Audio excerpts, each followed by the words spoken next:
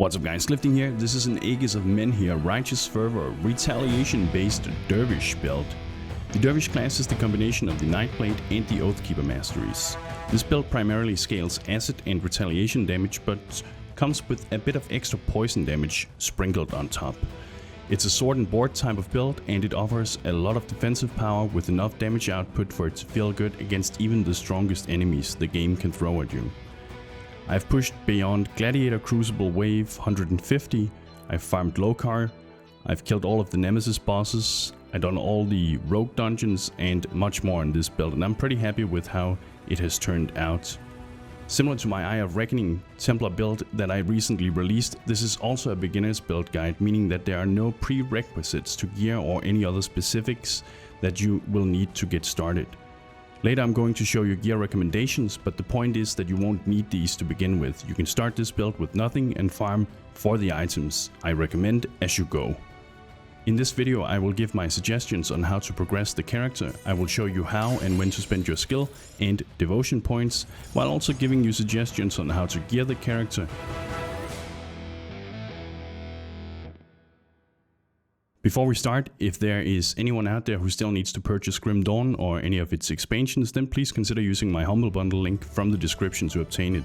It will at no cost to you help support the channel and charity organizations all over the world. Thank you very much if you do. So let's start with the biggest topic, skill point allocation. One thing to remember here is that you do not have to spend the points in the same way or fashion as I do. What I show you is merely a suggestion. To start with, I recommend picking the Oathkeeper as your first mastery, and once you reach level 10, the Nightblade as your second. This way we will have access to our two primary skills, the Aegis of Menhir and Righteous Fervor, from the get-go. So we start by picking 1 point in Aegis of Menhir and 1 point in Righteous Fervor.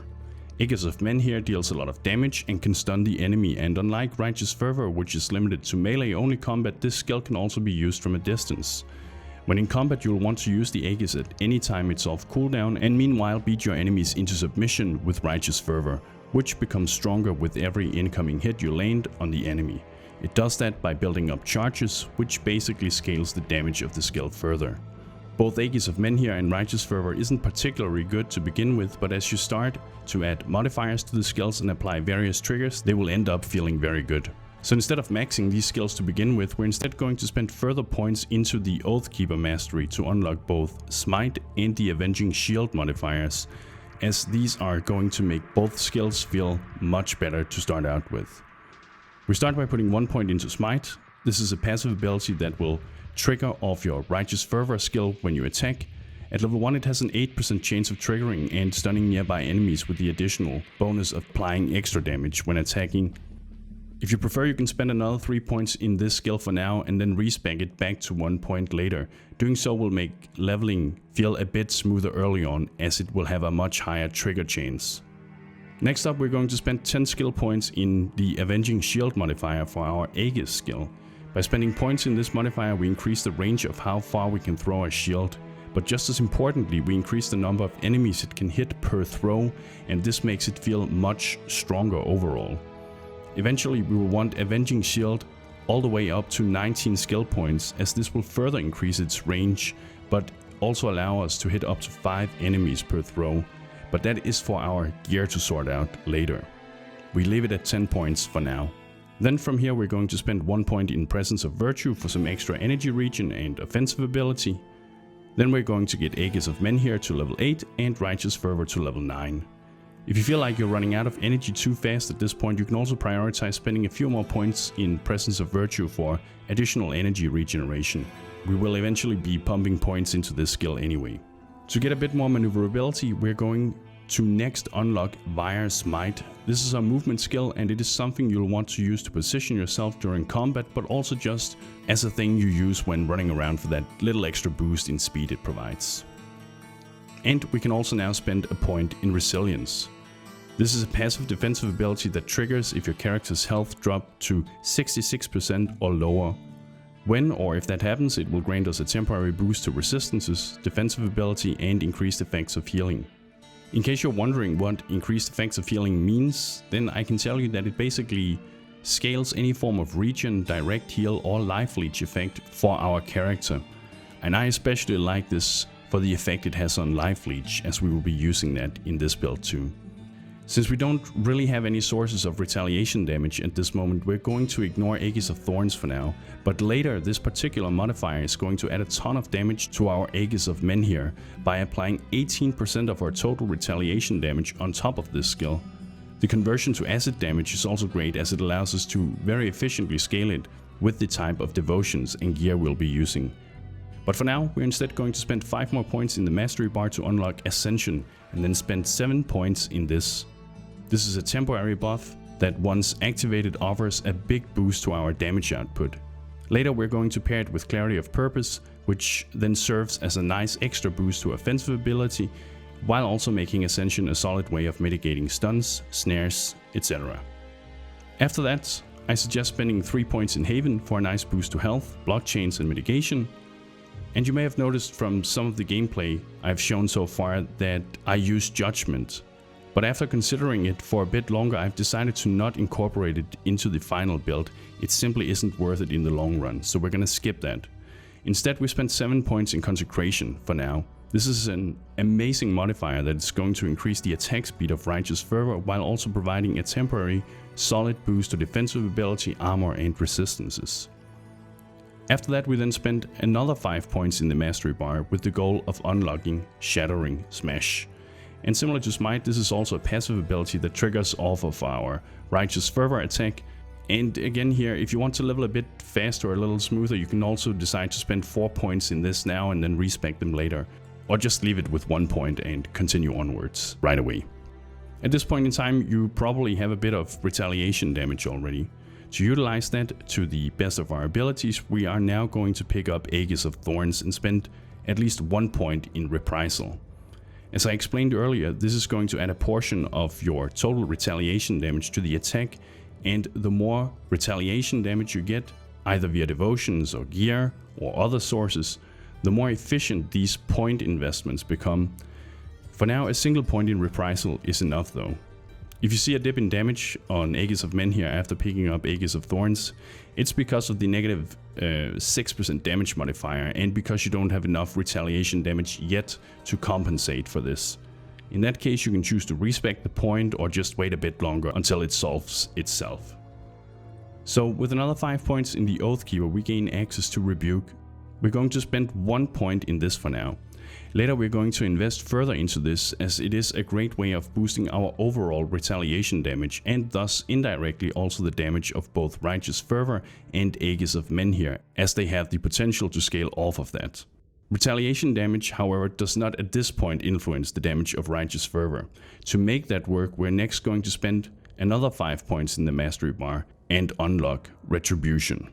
With Retribution, retaliation damage now also influences Righteous Fervor. After that, we grab a single point in the Summon Guardian of Empyrean skill. This will allow you to summon 2 permanent and invincible minions that scales with player bonuses, meaning the stronger you become, the stronger they become. They do not scale with pet bonuses. These guys will follow you around and attack enemies they get close to. The main reason we pick these, however, is due to the passive modifier Celestial Presence that we can unlock a bit later. This will reduce enemy resistances as long as they are close to the Guardians, and it is a very powerful indirect damage boost for our build. We're also going to spend a point in Clarity of Purpose and a point in Tectonic Shift. This will add another 3 meter range to our movement skill, and this, at least in my opinion, makes it feel a lot better. We're next going to max Aegis of Menhir, and then get at least 13 points into Righteous Fervor. And before we continue any further into the Oathkeeper Mastery, we are actually now going to do a quick jump over to the Nightblade Mastery and grab a single point in Veil of the Knights, as we might need it to link one of our devotion triggers to within the near future. Also, if you're struggling to meet the attribute requirements of your gear at any point, then feel free to spend a few points in the Nightblade Mastery bar. We will be spending at least 32 points in this in total anyway, so if it helps you at an earlier time, go ahead. Now let's head back to the Oathkeeper and spend another 20 points in the Mastery bar. This will unlock Celestial Presence and Path of the Three Force. The priority here is to spend 2 points in Celestial Presence and then max Path of the Three. Via Path of the Three we gain a ton of damage scaling, skill cooldown reduction and lots of relevant damage conversion. The skill cooldown reduction is very useful as it applies to any skill we use, and this is especially great for Aegis of Menhir. Furthermore, it also applies to the various devotion triggers we use for this build. It's a very powerful stat and normally not that easy to scale on its own. At skill level 12, Path of the Three will convert 15% of physical damage and 40% of fire damage into acid damage. However, with the right gear, we are eventually going to reach level 21 or 22 with this skill, allowing up to 60% of any fire damage to be converted into acid damage. This, together with the right weapon, shield and components, will also allow us to reach somewhere close to 70-80% physical damage to acid conversion too, but more on that later. To make better use of our newly converted acid damage, I suggest spending another 7 points in Celestial Presence and then head back into the Nightblade tree for then to unlock and spend 5 points in Night's Chill. At this point I also suggest spending a single point in Pneumatic Burst and its modifier Breath of Belgothian. Pneumatic Burst has a very long duration and you can effectively keep it up as a constant buff as long as you use it somewhat regularly. It functions as a minor heal, but more importantly as a way of greatly increasing heal effects via its modifiers so that we, amongst other things, can leech life more efficiently. When we later combine it with Shadow Dance, it will further serve as a way of increasing our chance to avoid damage and provide a nice boost to our defensive ability. That's for later though. First spend a point in Phantasmal Armor and then spend another 5 points and grab Blade Barrier. This ability will immobilize and make you invulnerable for 3 seconds, but we're only gonna need 1 point in it for it to serve its purpose, namely being a useful panic button. And while we're here, let's also pick a point in Anatomy of Murder. From here we head back into the Oathkeeper tree and make it our priority to max Ascension, get 9 points in Presence of Virtue, 10 points in Reprisal, 12 points in Consecration, 5 points in Retribution, 5 points in Rebuke, 10 points to Gryffindor, and then another 2 points in Avenging Shield and 1 point in Safeguard. Now back to the Nightblade Mastery. Here we're going to maximize Veil of the Night. Via this, we cast an aura that debuffs enemies, making them slower and greatly reduce their offensive ability, making them less likely to hit or land any critical strikes on us. After that, we're going to spend more points in the Mastery bar and unlock Merciless Repertoire. This is a passive buff that will greatly increase acid, poison and retaliation damage. Now, maximize it. And grab 7 points in Shadow Dance too. And so that's how the skill tree looks when not factoring in gear bonuses to skills. However, a big part of maximizing the potential of the build is of course by having the right gear supplement the right skills.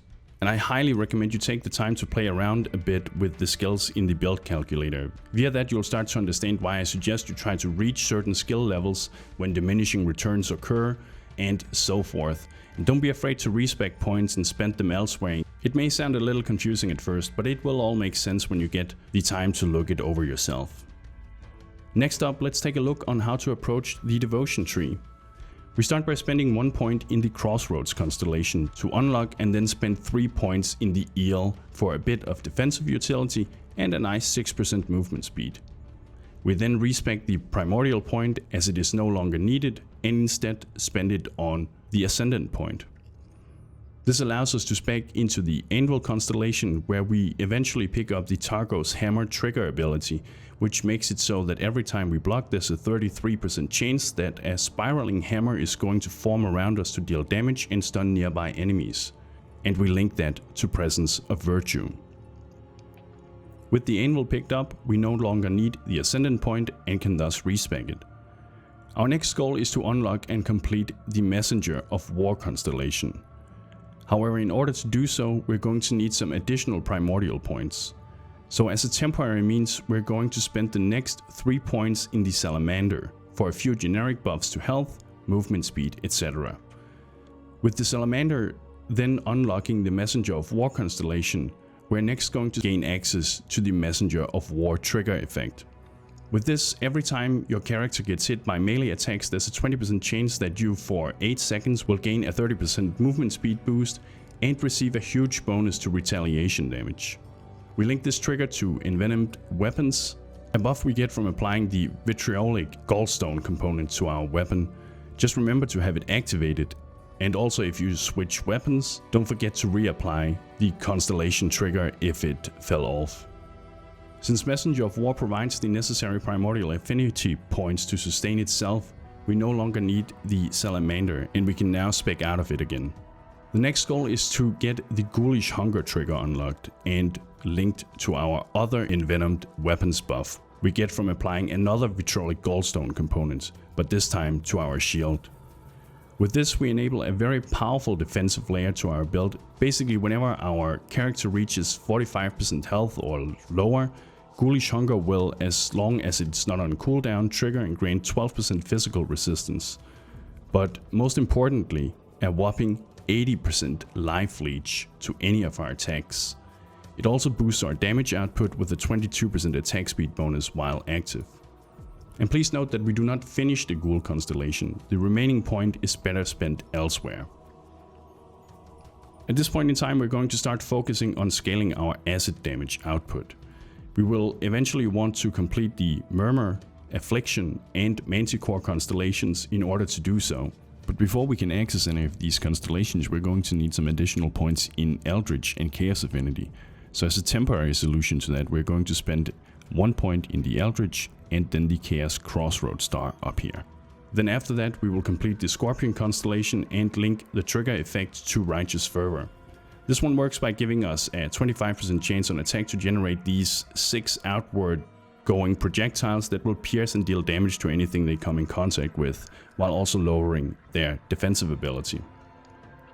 With the Scorpion constellation complete, we now gain access to both Affliction and Murmur, Mistress of Rumors. Our priority here is to first complete the Murmur constellation and via this also unlock the Rumor trigger ability, which serves to provide additional damage and lower offensive ability and poison and acid resistance on our enemies. We link this to our Guardians of Empyrean, and while these are minions, they can still effectively apply the debuff to our enemies, and they do so very efficiently. With the Murmur constellation complete, we can now also respec the 2 points we earlier spent in the Crossroads. So you now have a choice to make. If you want more survivability at this point in time, I suggest completing the Chariot of the Dead constellation and then linking the Wayward Soul trigger ability to the Path of the Three buff.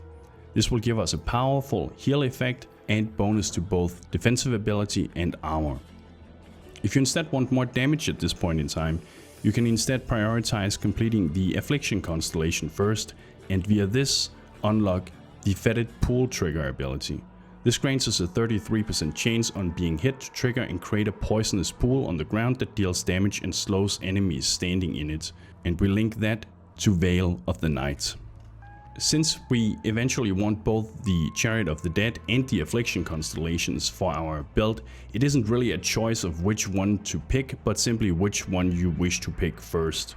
I would personally pick the Affliction constellation first for the extra damage and then the Chariot of the Dead afterwards.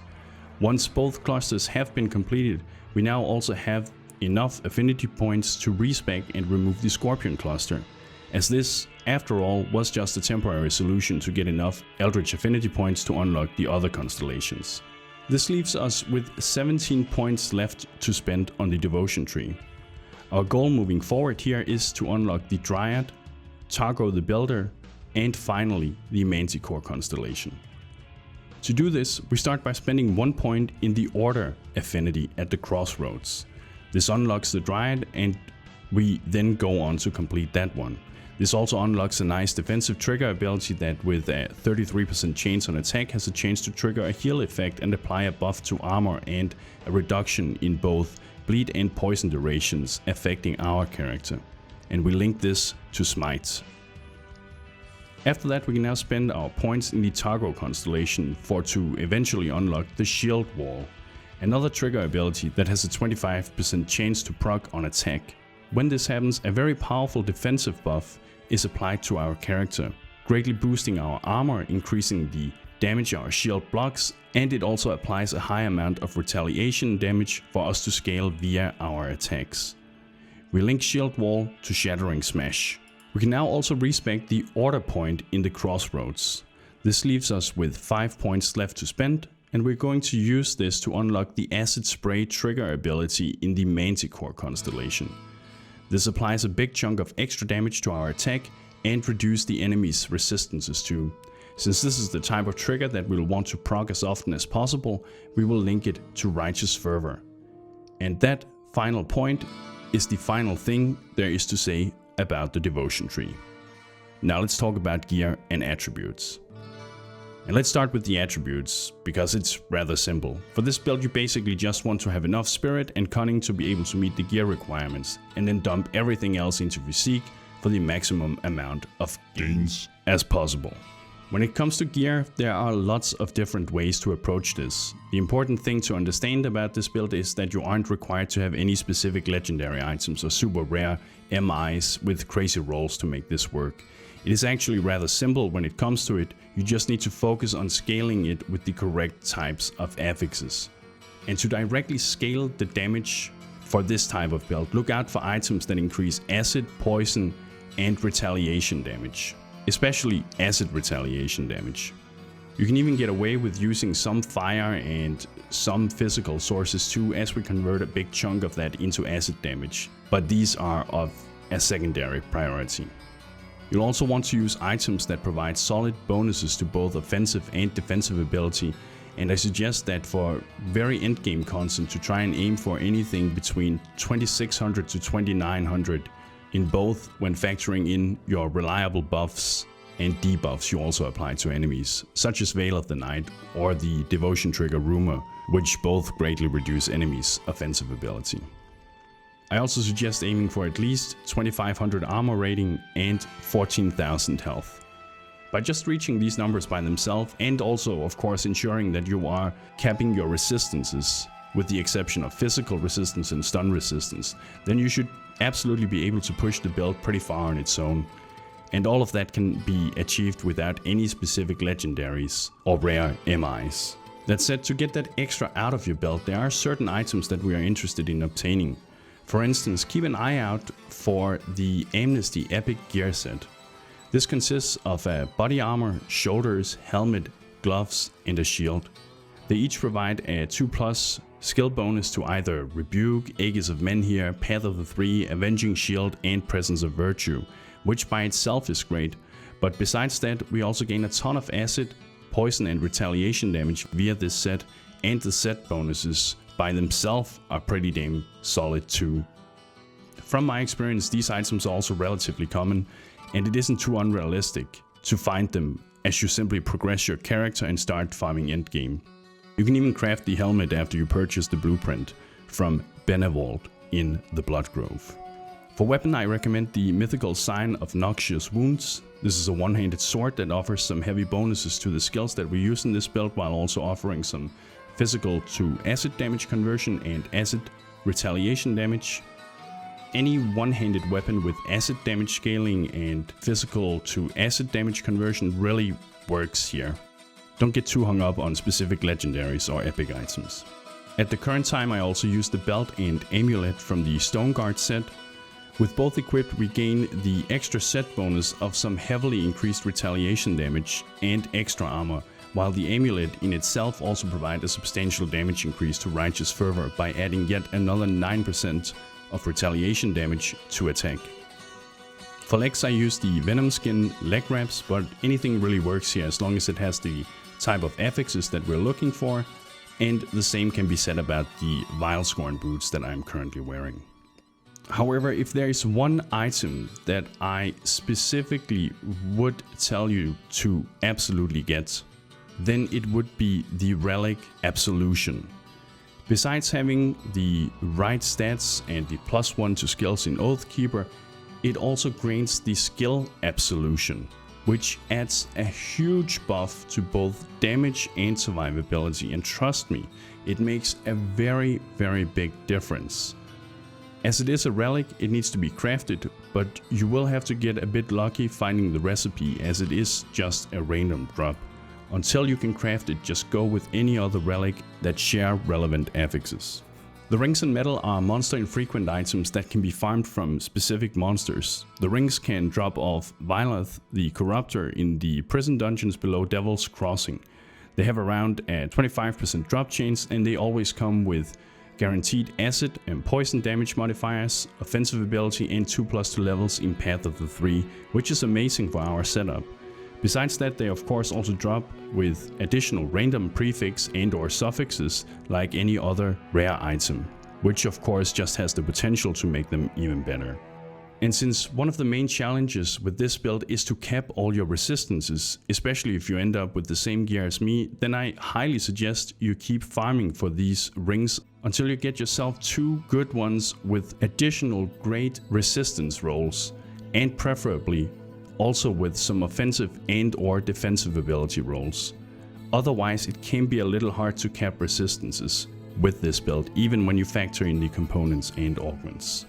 So that's pretty much the gear I currently use. I've posted links to relevant leveling and alternative endgame gear in the description in case you need inspiration for what to look out for.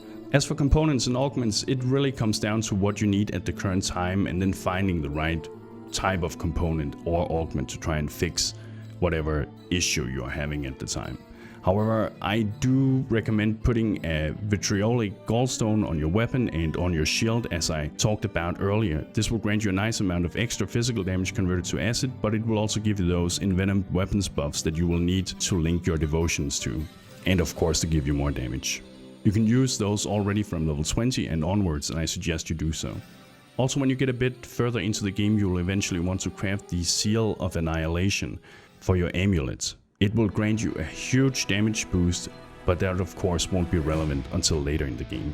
If you're having trouble figuring out which type of augments and or components to use for your build, then check out my Grim Tools build link and inspect the gear that I'm currently wearing for inspiration. And that is the Dervish Aegis of Menhir Righteous Fervor build guide.